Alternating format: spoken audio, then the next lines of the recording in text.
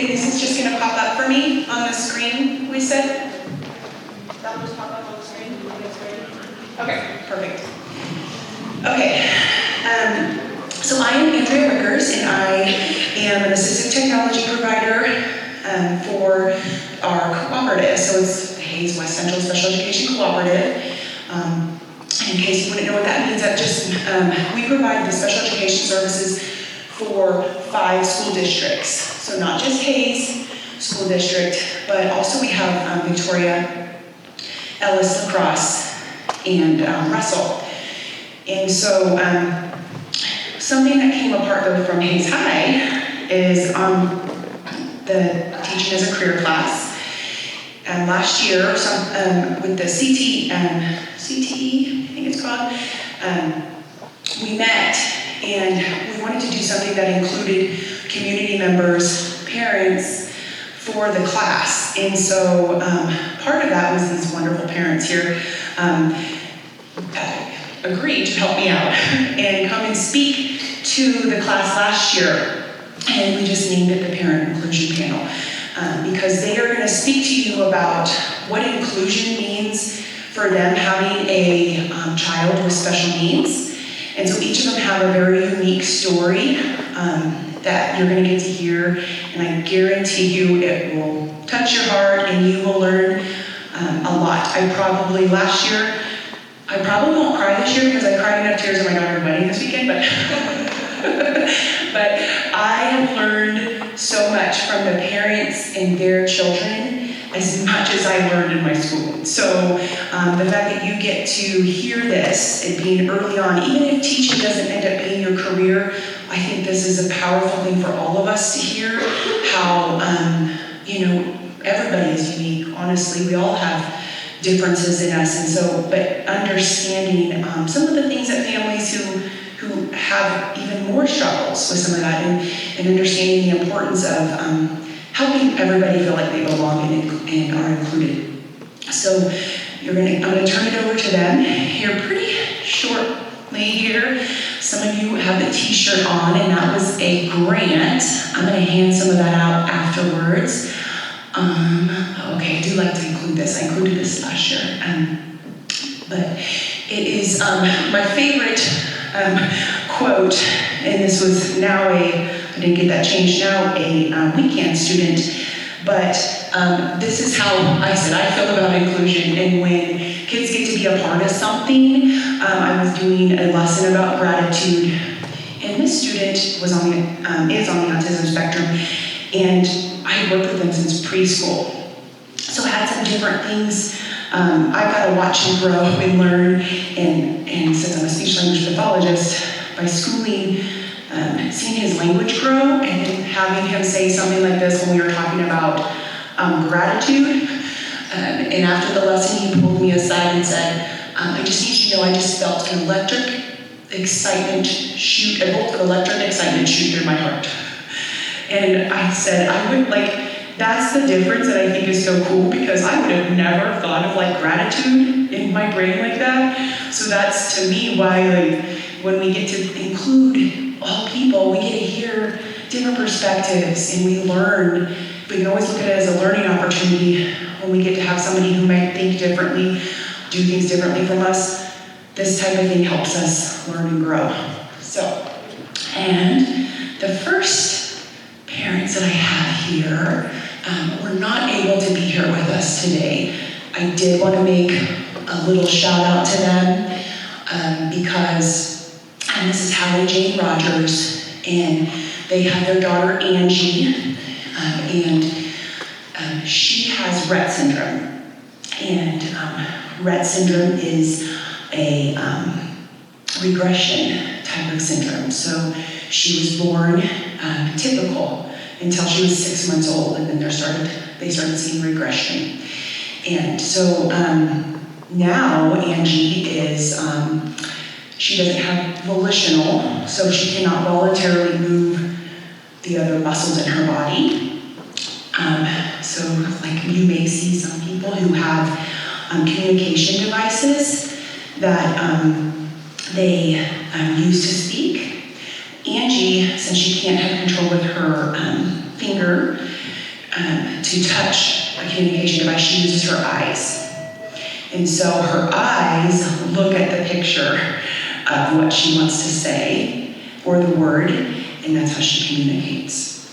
So my one favorite story I wanted to make sure I shared about her, which is really cool, is they didn't know they had a high-tech eye gaze device throughout her schooling, but her teachers, which Mrs. Inco got to see that happen with her, used low-tech. Like they would hold up picture icons and she would look at the choice she wanted.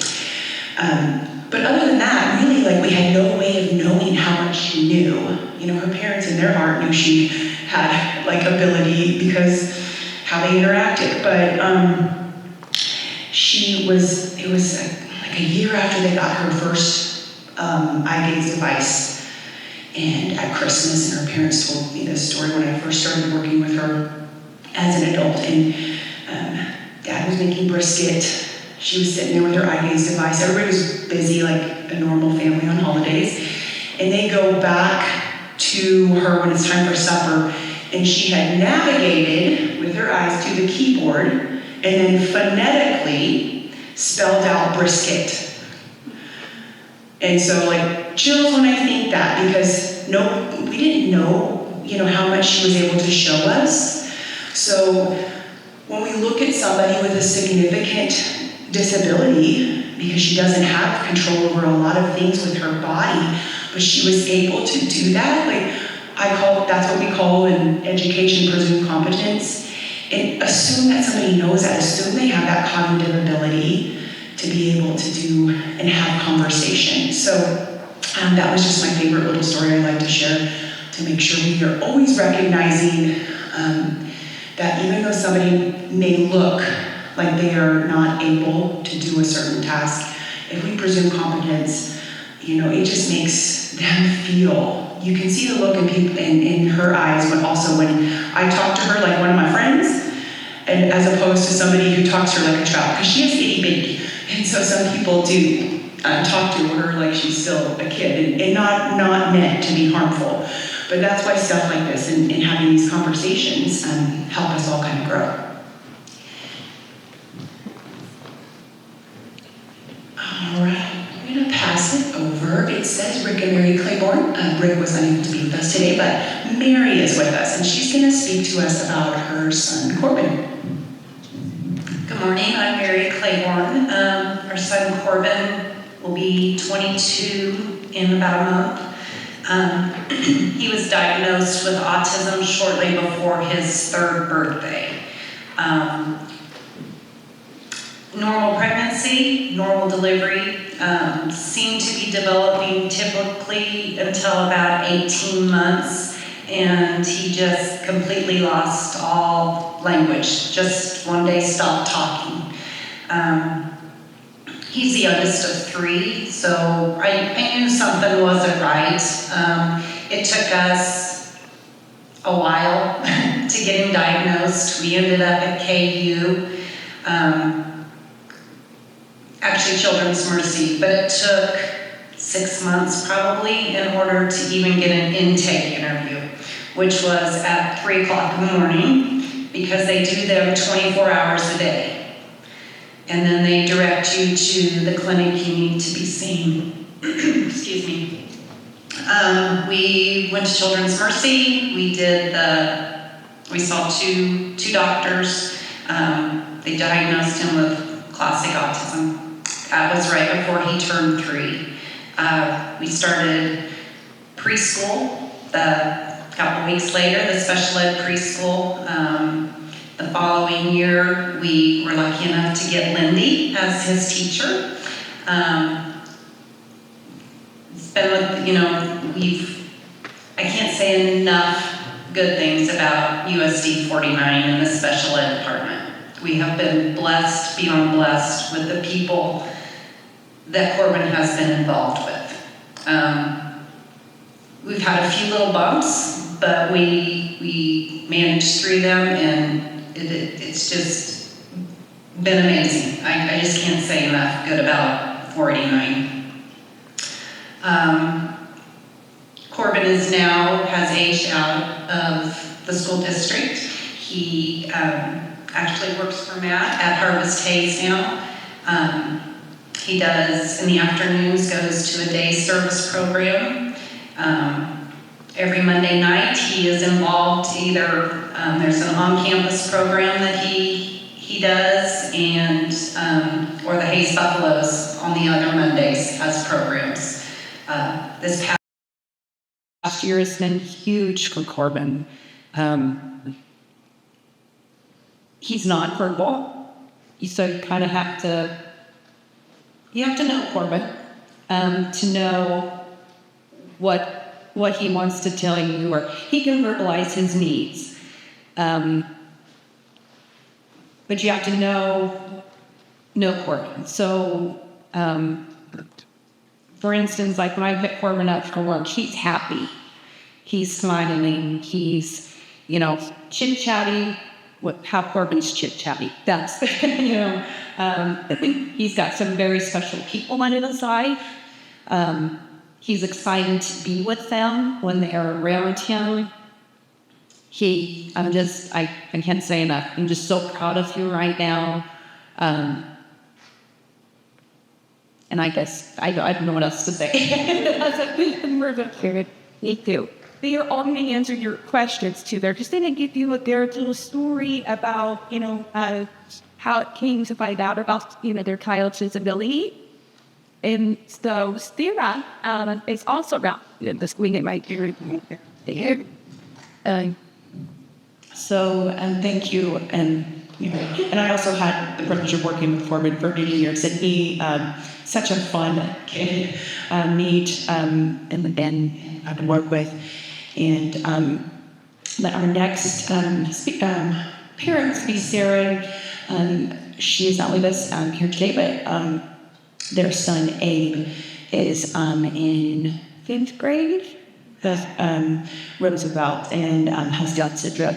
So he's also a great advocate for him, and he gets included in a lot. He is in the classroom with his same age peers a lot throughout his day, and so that's something that she was also very proud of, and he has made some pretty significant gains and has some special friends and friendships from that. So I think that would be something she would probably share. Yeah, I'm starting to keep hearing. This is Karen McCall, and she's going to talk about her daughter, Natalie.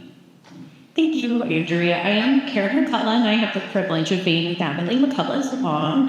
Natalie actually has a birthday next Tuesday. She'll be 16 years old, which is pretty outstanding.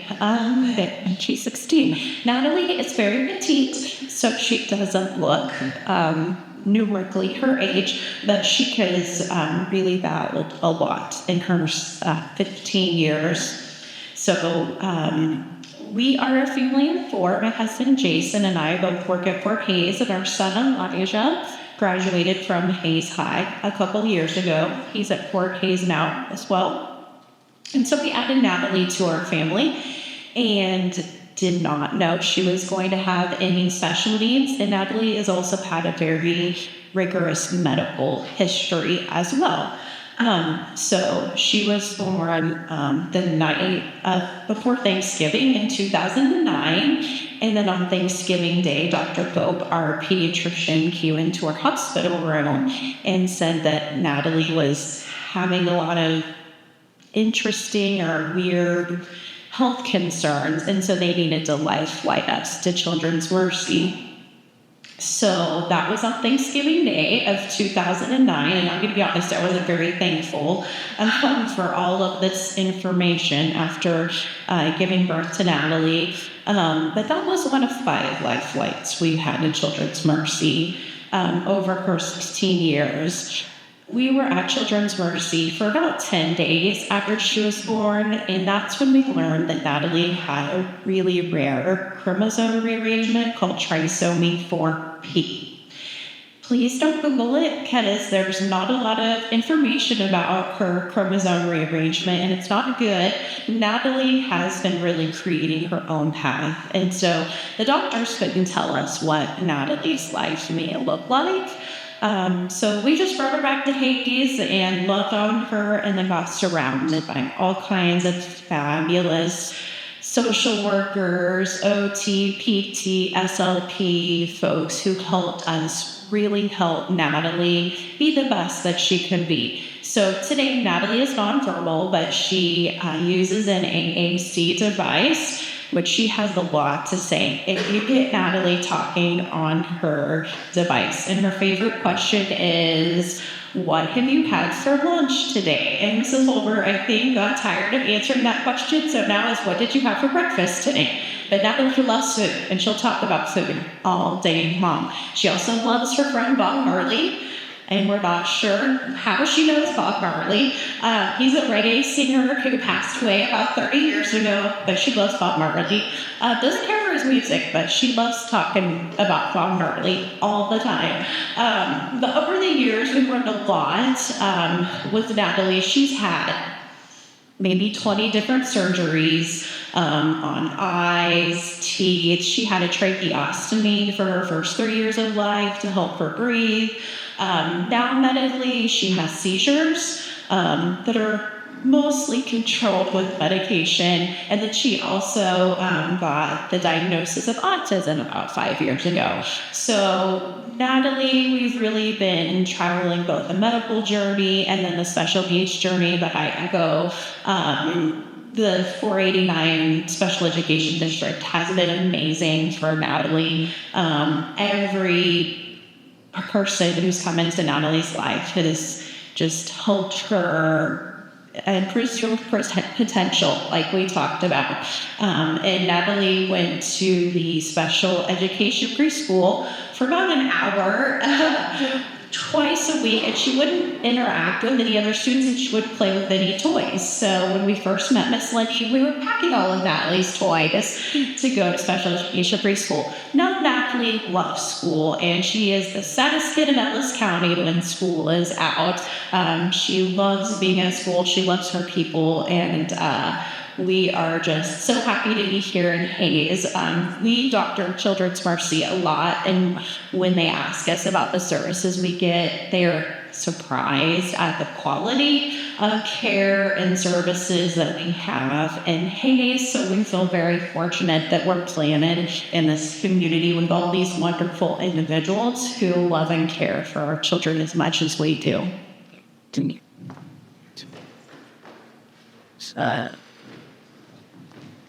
Yes, I can attest that Natalie loves school, and now I was her speech language pathologist throughout some of her pre-K and then all of her elementary. And now, like, I was pretty sad about her not being able to, I haven't really get to see her in the summers because I work for Morty's at the Herndon Clinic, which is they provide speech language services, and so her parents were there in the summer, and she loves it. She talks about her staff all the time then when she comes, and with Natalie, I always tell everyone, because when you first work with Nat, you're like, I'm not sure what I need to be doing, right?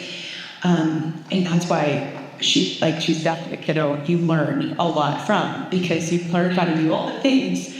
And so I always tell my grad students, by the end, they are like so grateful that they got to have her as a graduate speech pathologist student, because you just learned a lot more than what you just took in all these grad courses, right? But you learned a lot in this 5-week time that they're like having to change things up, make visual supports, and how to use them, and do this type of things, all the things that we need to do as providers to help kids, be included and make them successfully included. And they can learn that in like 1 5-week session. So I always say, that also means we can rise to the occasion too sometimes when we're intimidated by, I'm not sure how to help. like when we do, we walk out stronger and better because we had to learn and we had to grow, we had to use those things. So every summer, they go, all the grad students who get NetCap, they always say at the end, they're like, I'm so glad I got to work with her because I learned so much. So that's a fun thing to think about. You know, she used to be our teacher. So let me get to Matt and Natalie Bender, and they're going to talk about their son Oliver or Ollie. I'm just up. Good morning. I'm Matt Bender, and Ollie's dad, so like that way. Ollie just turned 9. Oliver was born with Down syndrome. We did not have any with that thing prenatal testing or anything before, so we had no idea that he was going to be born with Down syndrome. After I think it was about day 2 or 3, we ended up being flown out to Children's Mercy. Ollie had a TMD, I can't remember what the acronym stands for, but he had a transient leukemia. So he ended up going through chemo when he was, a couple days old.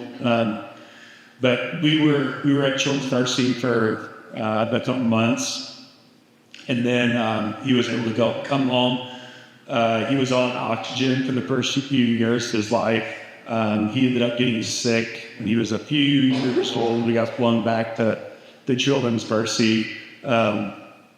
We ended up eventually having his tonsils and adenoids removed, and that pretty much took care of just about all the health issues that he was going through.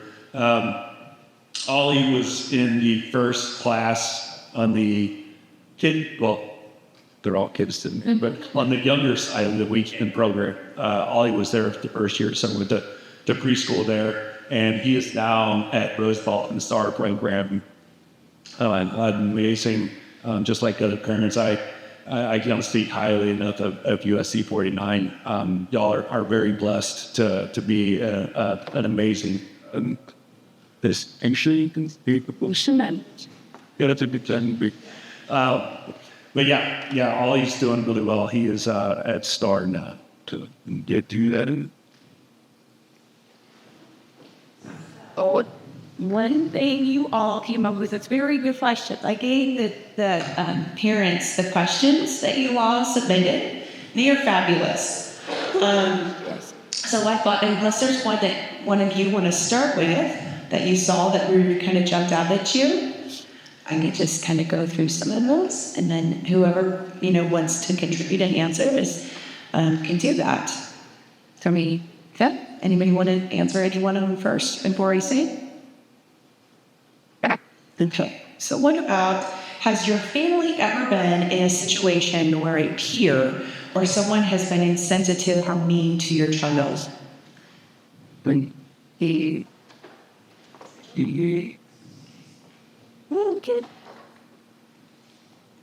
I wouldn't say on purpose, but with Corbin being nonverbal, people tend to talk really loud to him and slow, and he can hear very well and understands what you're saying. So I don't think it's not an on-purpose thing, but it's just my mom's probably the worst. She just talks really loud to him, which also bothers him, so he backs away because he has sensory issues also. So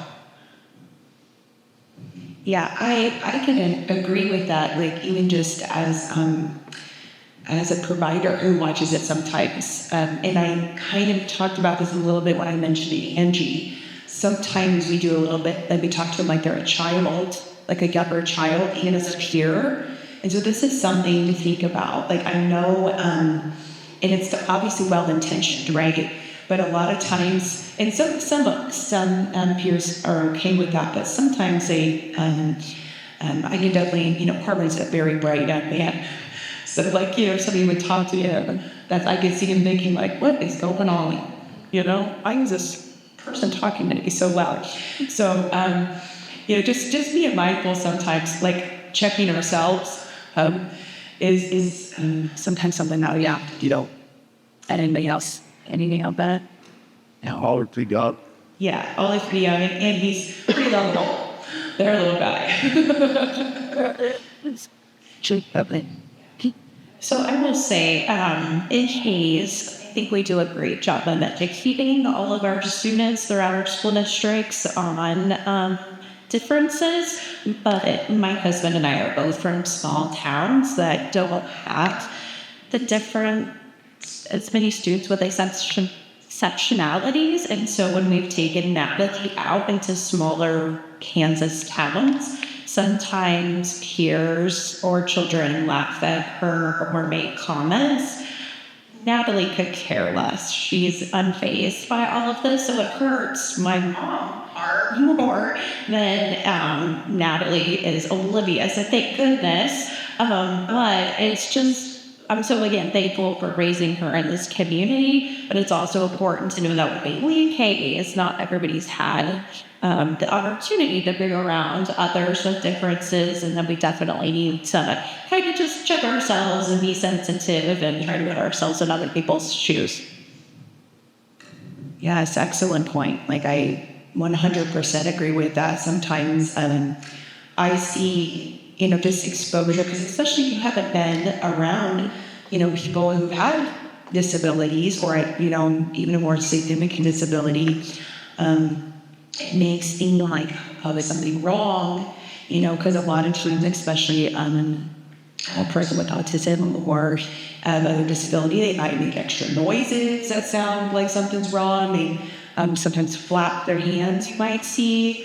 And so instinct sometimes is to do a giggle or something, and I know for especially younger people, but just trying to, keep in mind, we all do some things sometimes, like, I talk to myself a lot and I'm like, oh, okay.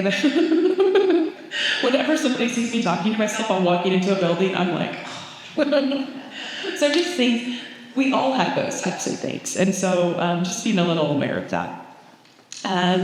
So let's see, what is the most challenging for your child in this school, do you think? Oh. know if it's necessarily a challenge, but especially for a lot of our kids, and obviously, everyone's different and has their abilities and social skills and everything, but for a lot of our kids, the school is their social setting. It's, as a parent, sometimes it's really hard for us to get off work and to go out to a social environment, whether it's going out to eat or, going to the store sometimes. So that's one thing with our kids, the school setting is our social, or is their social interaction. So it's really important for students and everything to be as inclusive and understanding as possible, because that's their only surrounding exposure to that environment. Yes, we have excellent programs for, children who just get outside of children with disabilities, like Buffalo, sorts of up and things, to participate with their peers. Or, that's important. So, yeah, great point. Like, helping them feel a part of things. And I definitely think, the younger we all, the younger kids for sure, because some younger kids don't even really know this all that much. They just, just that'd be helpful. So, I'm keeping that in mind. Okay, this one, I like this one here too. What's one thing you wish more people understood about your child or your family's experience? And somebody like you or around everything. Somebody. I think for our family, Natalie, because of her medical concerns and then just with her disabilities, she's had one-on-one support since birth. So she's used to engaging with people 24/7, 365. We had nurses who helped us in our home when she had her tracheostomy, and she was on oxygen tube for about 3 years.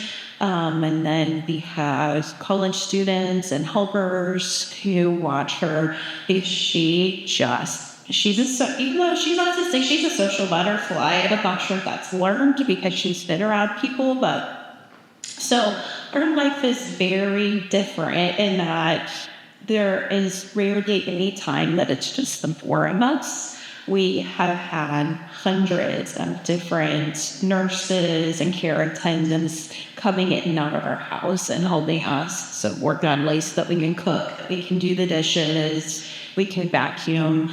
And it's not an easy life to continue to welcome strangers into your home, but it's very necessary for us. My husband and I both work outside of the home, so without these kind humans who come in and help us take care of Natalie, one of us would have to quit our jobs. So I think that's surprising to people that it is. And then we just don't take Natalie out into the community as much because I think that has some differences. And taking her shopping, or even my son did sports, she doesn't like to sit still and be quiet. So the play or a museum isn't always great for Natalie. He did wrestling and cross country where he can be a little loud. And so it was fun to take her to those events. But like at his graduation, she didn't come and she could not sit and be quiet for the amount of time that in graduation can be long. So we just always have to think about our life and how can we, allow Natalie to participate, but to be safe. And most of the time, our family is kind of separated. My husband travels a lot. He's a traveling cross-country coach at Voorhees, and Natalie can't travel to all of his events. So we just really have had to think about how we kind of redo our life to make sure that Natalie's safe and supported and getting the things that she needs. Don't feel sorry for us. Our life may not look exactly like a typical family, but Corbin's amazing. And if you take the time to know him, we're not missing out on anything. Corbin is who Corbin was made to be. And, it may not be that he goes to all things. It may not be that we go to all things. But don't feel sorry for us. That's our family. That's how our family looks. And we're very blessed. So that's thank you. Yeah, and that's the unique thing too, that we get to hear so many different perspectives. And when I say we learn, as a provider, imagine how much parents can learn. You never thought you'd be tested with your patients and how you can overcome some things, right? But you probably, you look at that as a great way to look at that. So, let's see, what was your reaction when you found out that your child had special needs? So my reaction was a little bit different than most. That had mentioned we didn't know that Oliver had Down syndrome. The whole time I was pregnant, I didn't know until the next day. The doctor came in and said, "We think your son has Down syndrome. We're going to do some special testing to see how that pans out." And I just remember looking at him saying, "What are we going to do? What are we going to do?" I didn't have much experience with special needs, and the words out of his mouth were, "We're going to do it." And that has just been our family motto ever since. We're just going to do it. And so it was a great reaction, that it was something that has been such a blessing to our family. So maybe not the best reaction, but Emails. the Nike step on. With Corbin not being diagnosed until he was almost 3, I think you kind of got a little bit of a warning process, just because, you have these expectations. What are they going to do when they grow up? And who are they going to marry? And see you come and all that stuff. And you don't have that. And I read everything I could get my hands on. And Rick kind of looked at me and he said, "Corbin is the same Corbin that he was yesterday. It's just now he has that diagnosis." And when the Flickers says, we've learned so much from him. He has made us such better parents, better people, patient, So I think I think we have that box that we think we have, and you just have to start thinking outside of the box, and you get a whole better picture. But so I think we were definitely surprised when Natalie was born, and we ended up in a plane headed to Children's Mercy. And I think for us, her diagnosis is so rare that was definitely shocking, that there was nothing we could read or any information. What was out there was very, very scary and very dire. So definitely a grieving process. And even thinking to, you all don't know, but 16 years ago, the idea of inclusion wasn't as popular as it is now. My parents, my husband's parents are more of the generation where you don't talk about it. You don't say anything because they didn't want anyone to judge Natalie or judge her families, whatever. And so we didn't tell anyone for a while.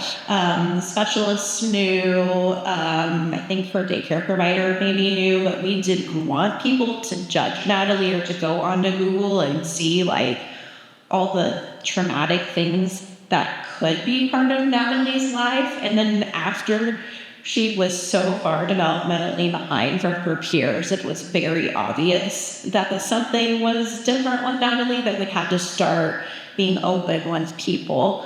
So as a frame of reference, Natalie didn't sit unsupported until about a year old. She didn't walk until she was 4.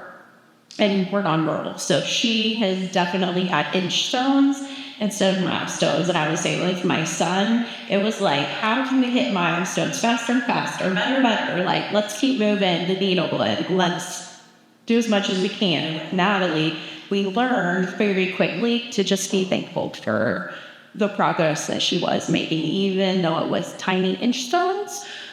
We were going to celebrate that she was here and alive, because Natalie has had a few situations where she has coded. We've been pulled into the hospital room with the doctors. They actually did not want to give her tracheostomy because of her diagnosis. They did not feel like her life would have any value. And so at 5 months old, one of our doctors told us not to medically intervene and to bring her to Hays, Kansas, enjoy her for the maybe few weeks that she would both be alive, and be thankful that we had that time with her. We had a different doctor, a lung doctor, who was mom to another child with special needs, and she really encouraged us to intervene. She said, I think your daughter has a value with her life. I see that she understands. There's a lot going on with her, and I encourage you to intervene. So we did, and 16 years later, I'm very thankful for that, because I feel like Natalie has touched more people's lives and just shown people maybe what life is truly about than my son and husband and I ever would have. And so we're very thankful that we were stubborn, and we're like, nope, we're going to give this kid every chance that she can have to have a great life. And though it looks different, I think it has been a great life. I know I forgot the original question, so. No, you answered it. Thank you. Is it okay? It's on. Thank you. It's like these, to hear the different stories from different things is always such a powerful thing for me. And every single, one of their children have a lot of value in my life, and I keep saying that, but they do. And Natalie actually, so because she knows a lot of times, Miss Wickers knows how to get her to work, and she can finagle some other new people. So what she does, when I walk in, she immediately goes to my name, but then goes to goodbye on her talker, like, I don't want to work with you. So she definitely, she has humor, because that's just a typical kid saying, shh, don't want to work. So a lot of fun. And let's see, what are some day-to-day challenges that you might face in your home. Like that might be like just not something that maybe you faced if you had other children, something maybe unexpected even.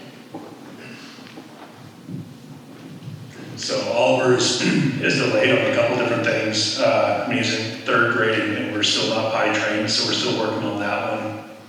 And then feeding, he has a sensitivity to texture, so we're still on pureed foods.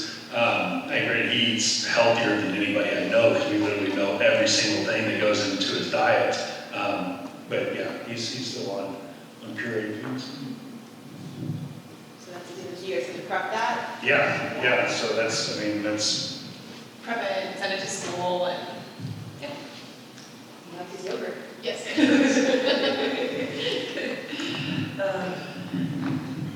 So Natalie has some of the same challenges. She's 16 and we're working on potty training. She's just stubborn. She can do it. She just chooses not to, I think, sometimes. She's having fun. Why stop and use the potty? That's annoying. So we'll get there. I know we will.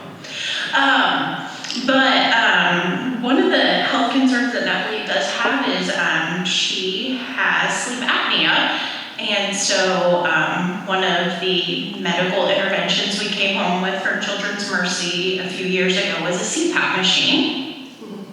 And yeah, so from everybody who's seen a CPAP machine and seen Natalie, laughter is the first thought, because how the heck are you going to keep that on Natalie's face? So it's a mask that Natalie wears at night. And so she has little oven mittens that we put on her hands. We put the mask on, and then my husband and I, and really it's my husband, he sleeps with Natalie every night to keep the CPAP machine on her and keep her healthy. And that has been a respiratory game changer for Nat, because she was very sick and would get multiple pneumonias, and those were most of our life flights out. So the CPAP machine, we thought we'd give it a try. And it has really helped her respiratory health. So that is a challenge, sleeping with Natalie. And we actually have had challenges with her sleep from the beginning because of the tracheostomy.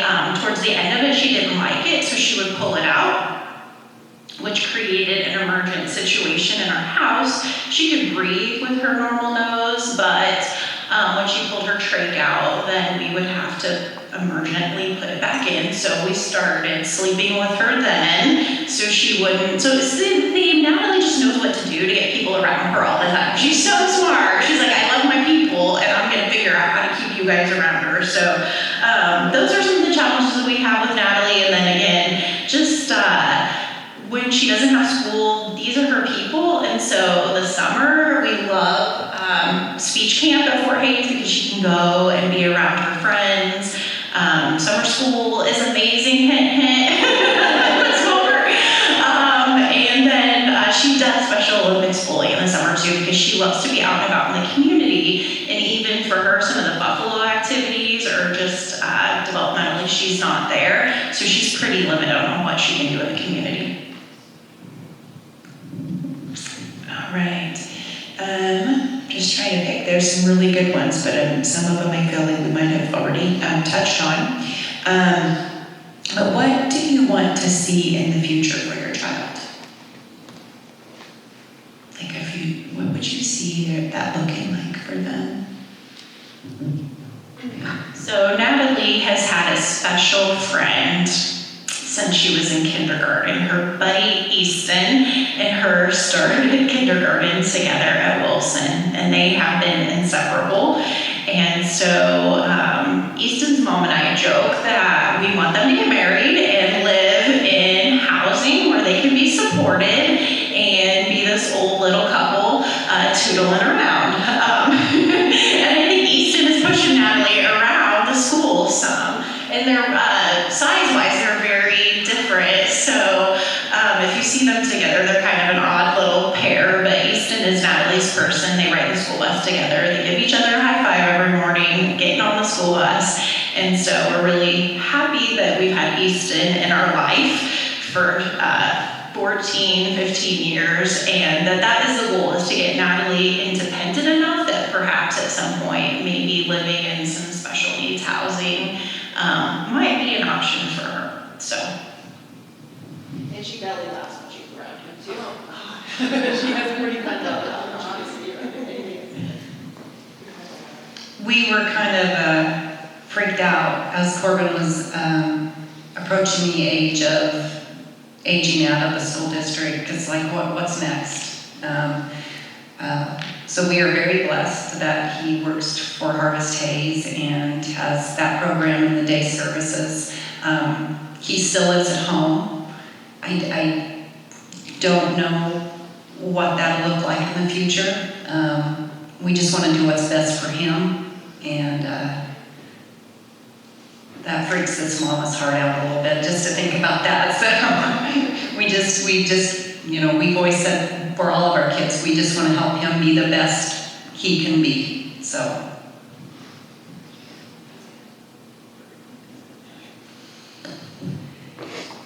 All right. What do you want other students in the school to do that could be helpful for your child? Or maybe adults, other people who are around them, if they would see even Corbin in the community or... I mean, as we're all wearing the shirt, it's inclusion. I mean, that's what we want. We want our kids to be involved. We want them to be around everyone. One thing that whether it's in this, with our kids or our population or whatever, or just the general population in life, you're gonna make mistakes. And we as parents and as teachers and everything, we make mistakes with our kids all the time. And as peers, you're also gonna make those mistakes. But if it comes out of compassion and a good place in your heart, then those mistakes are okay, and we learn from them when we move on. So, I mean, definitely keeping our kids and included would be the main thing.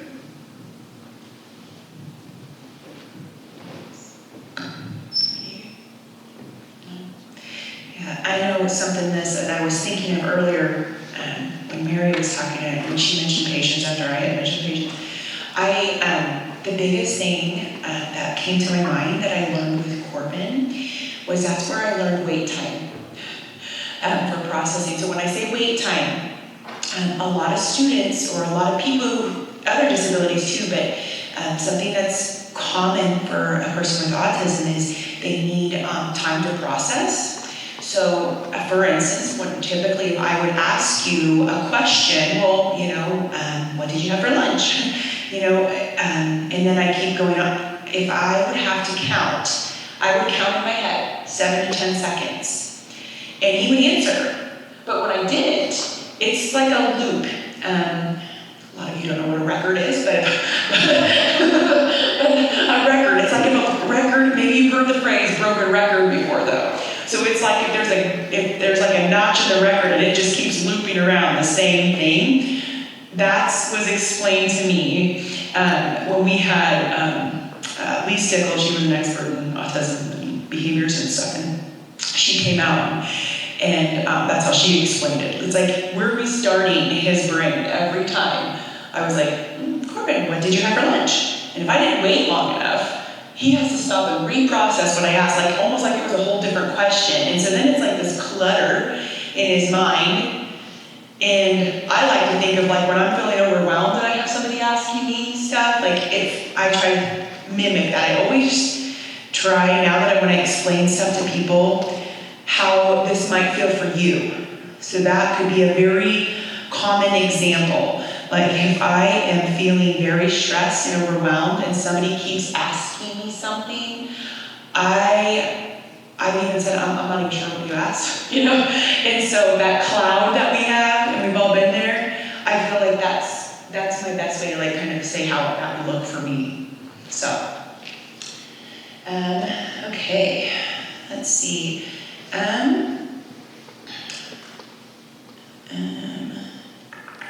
Is there ones that you guys see I'm just trying to go through? Oh, do you give your child more attention than your other kids? You have to, because they have more needs. When Corbin was first diagnosed, our two older girls,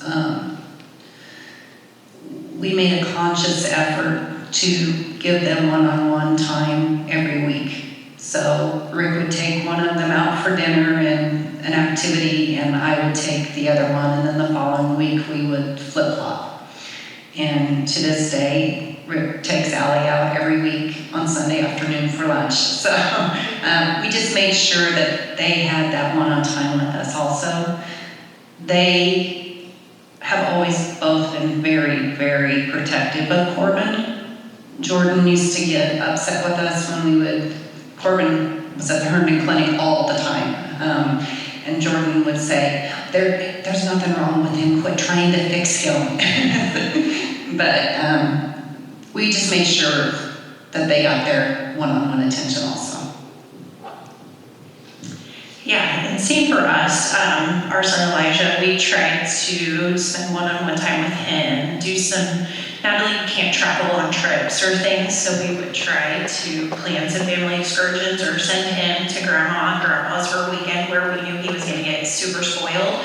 And have some extra time if we needed to do that. I have a story from elementary school that I like to share. So Elijah and Natalie were at Wilson at the same time. Elijah had been there for about 4 years when Natalie started kindergarten, and I told him, like, keep an eye on your sister, let me know if people are being nice to her. You know, you're the older brother. And he was, yeah, yes, Mom, absolutely. I'll make sure that she's safe. And so a few weeks later, I checked in, and I'm like, how's it going for Natalie at Wilson? And he's like, Mom, she's a rock star. Everybody knows Natalie. Everybody's so kind and gracious. And I'm like, awesome. So when Elijah left Wilson, when he had been there for about 4 years, he was Elijah McCullough. People knew him, but by the time he left, he didn't really have his own identity anymore. He was known as Natalie's brother. And so that's how much Natalie starting school changed Elijah's identity, was that he lost his identity and he became Natalie's brother. And he's happy, he's same, excited, totally 100% supportive. And I think, you know, now that he's almost 20, he understands that at some point he could be, you know, Natalie's primary caregiver. And so he's, you know, really thoughtful about that and taking care of his sister. So.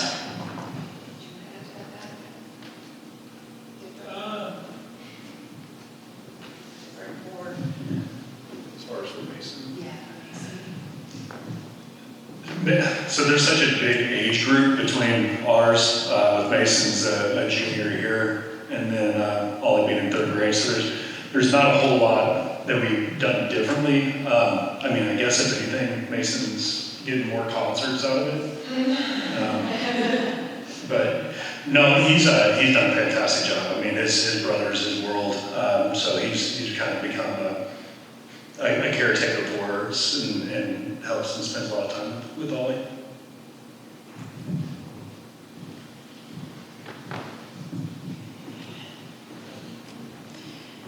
All right, and then I see,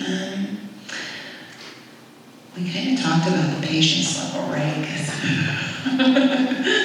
that kind of has to be there.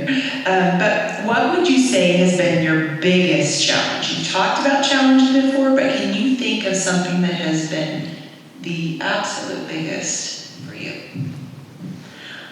And maybe because of Natalie's medical needs, navigating insurance, navigating hospitals, navigating support services, getting an AAC device. Insurance would not cover it, even though Natalie was nonverbal. They said that she had fine verbal skills.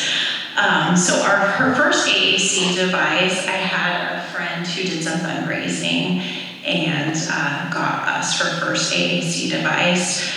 When Natalie was sleeping with us, I had friends who were like, you can't keep sleeping with her. So they helped us raise money to get a special needs bed, a safety sleeper. But the cost for some of the supports that the kiddos need to live a normal, healthy life is insane. And navigating the health insurance and the doctor's notes and the complexities of that can be a full-time challenge.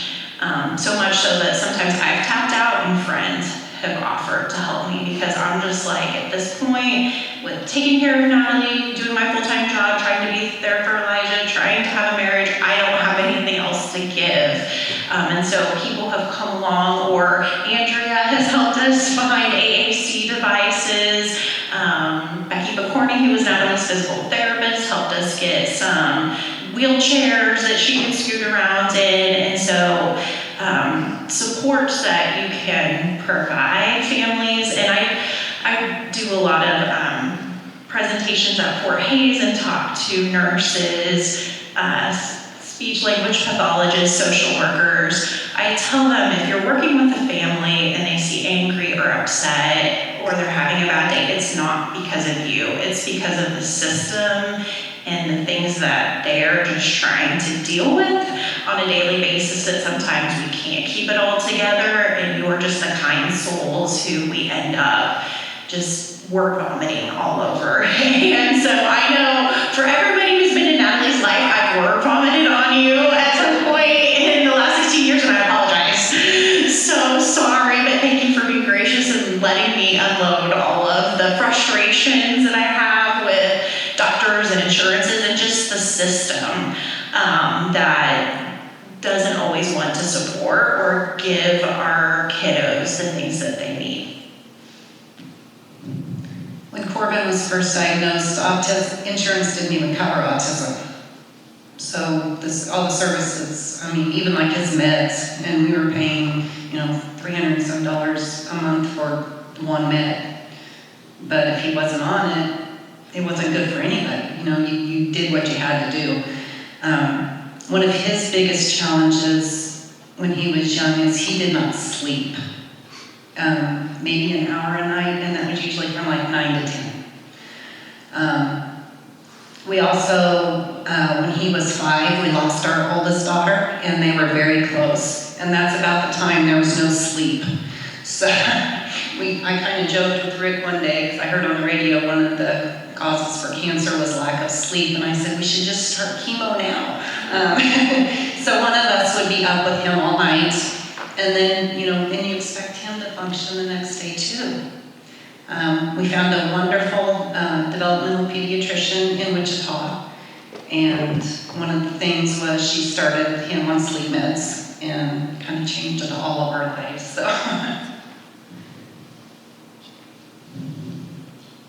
I see a question here. It says, do you ever wish your child was different? And absolutely not. I don't know if any of you guys have any experience with people with Down syndrome, but they are a hoot.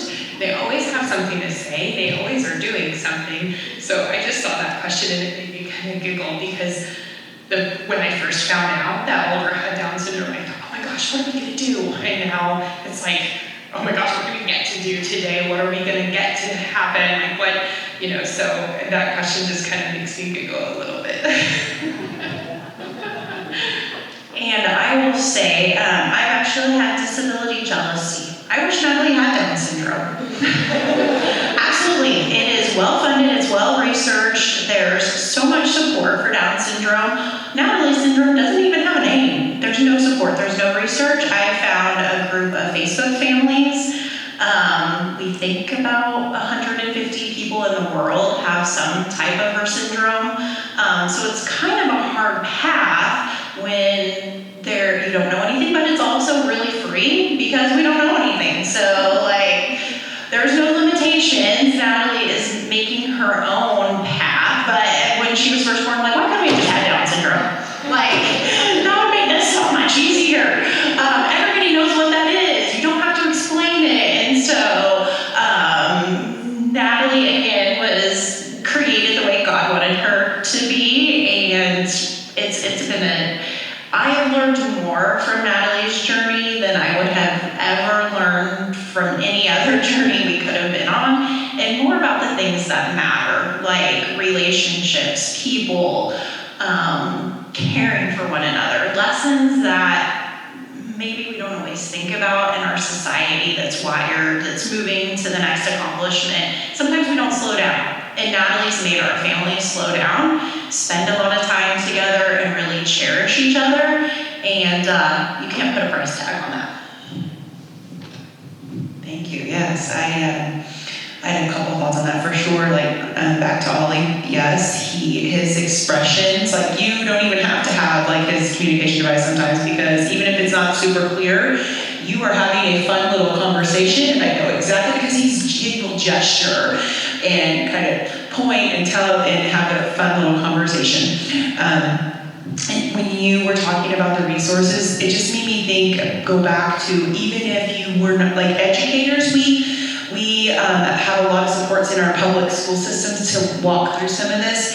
But even if you're not, we probably have knowledge more so than some of the other public have about what, because it's just stuff. We have so many related service providers, and that's a speech pathologist, physical therapist, like they were talking about.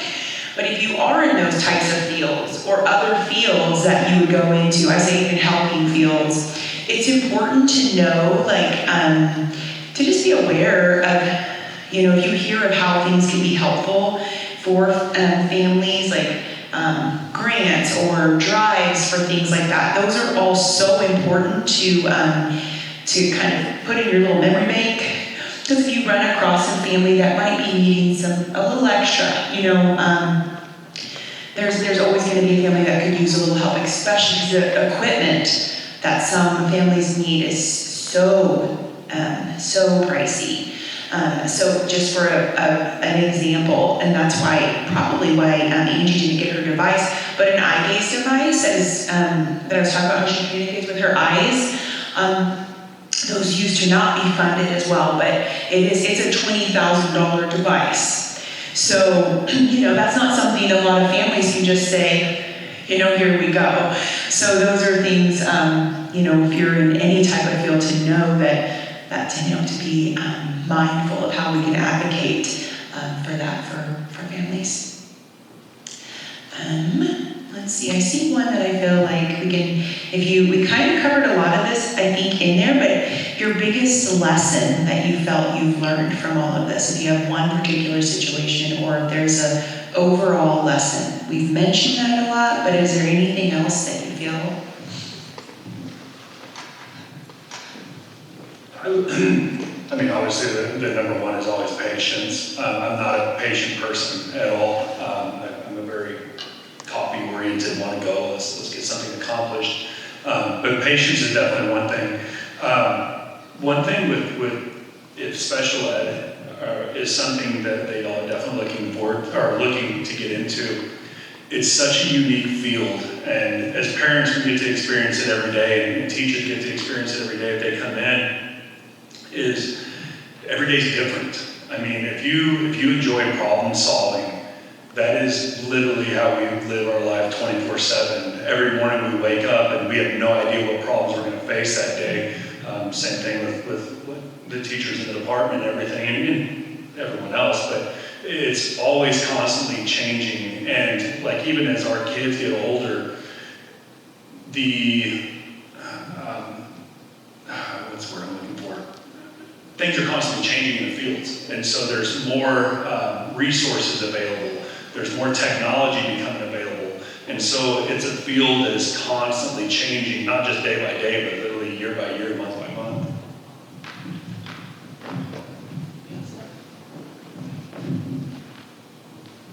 With Corbin being nonverbal, he's taught me to stop and listen. He can't tell me, but I know what he means. And when I say nonverbal, he's not functionally verbal. He can talk.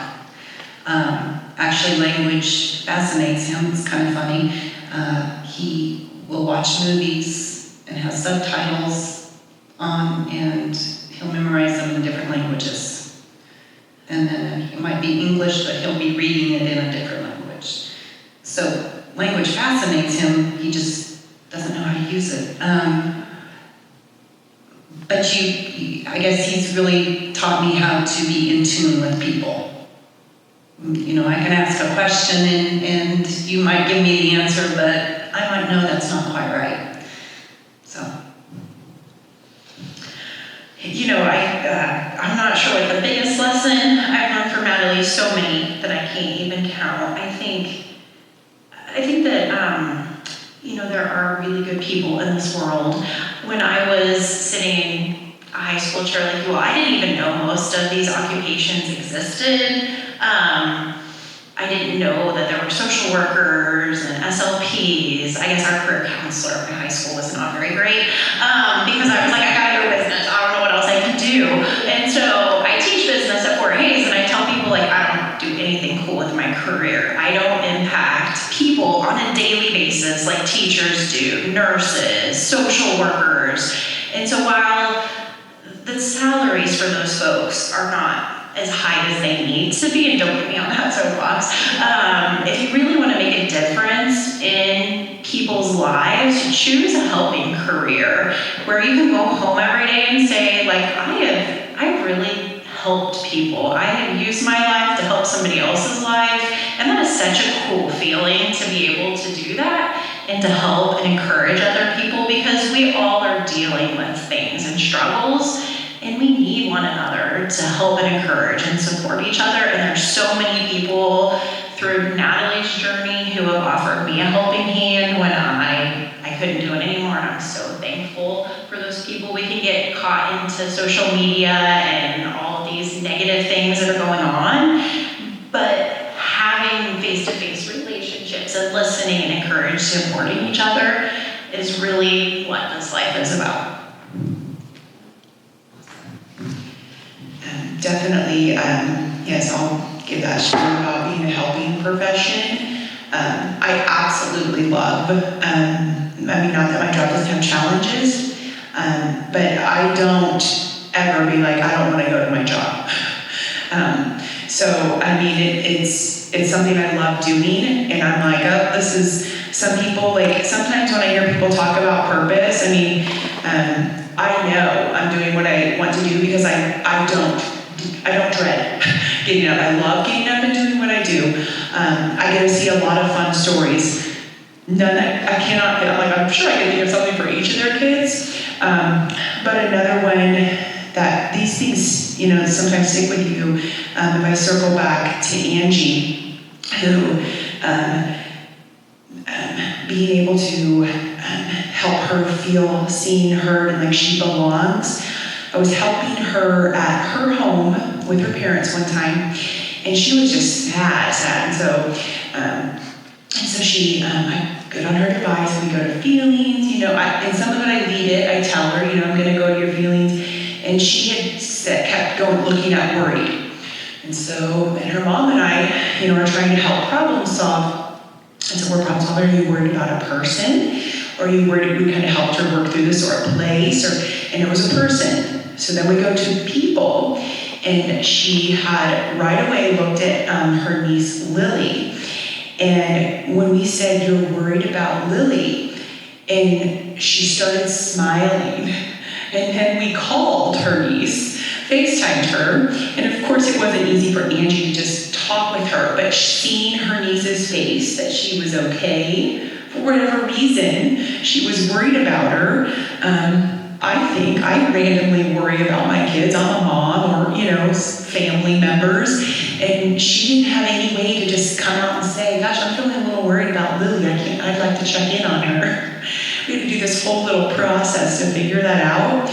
But when we can, it goes back to the patience, and like, those are lessons. Like, wow, like I get to use my voice, pretty easily, and so I try to like think through that. Like now, it is a lot more difficult for a lot of our people. So just being patient and knowing that language or speech or those type of things do not come as easily for everyone.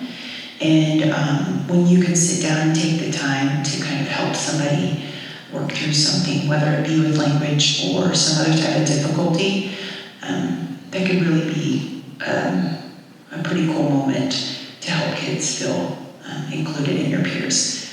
Is there any other of those questions that you guys I missed over that you felt I tried to cover some of those? Any other questions too from you?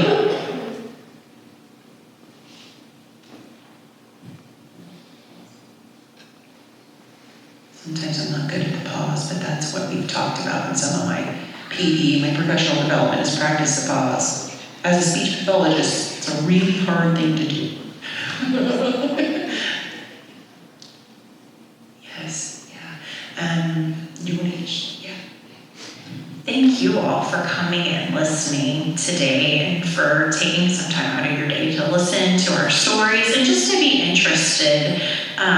Your attention with all the things now, there's a lot of things that are looking for your attention, lots of other things you could be doing. So thank you for coming and learning a little bit about our families, learning about helping careers, and hopefully you all at some point, whatever you choose to do, you're helping others.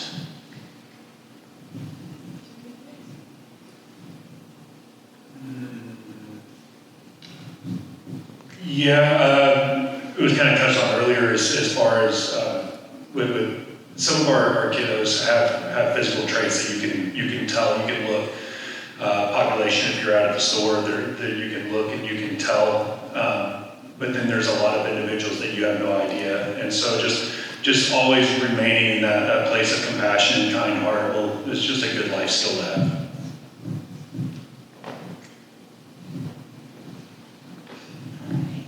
Anything else before? Okay. So we do have the weekend students who were here at the beginning for the photo. They did make a bunch of cookies and some other little treats. I'm not sure what was on there, but they did work hard on that, making some cookies for us. So, but that's right outside because we can't bring that into the new Performing Arts Center. So we can go out and have some cookies, and if the parents are able to, you can kind of be out there. If you wanted to ask them something, personally, I know, all of them would probably be open for that as well. But let's give them a round of applause for presenting.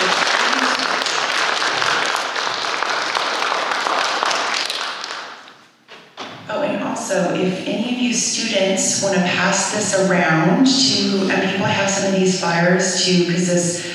We are now, these were grant-funded t-shirts through the 49 grant or foundation, but these we're selling for, it's going to help go back into our weekend life skills programs.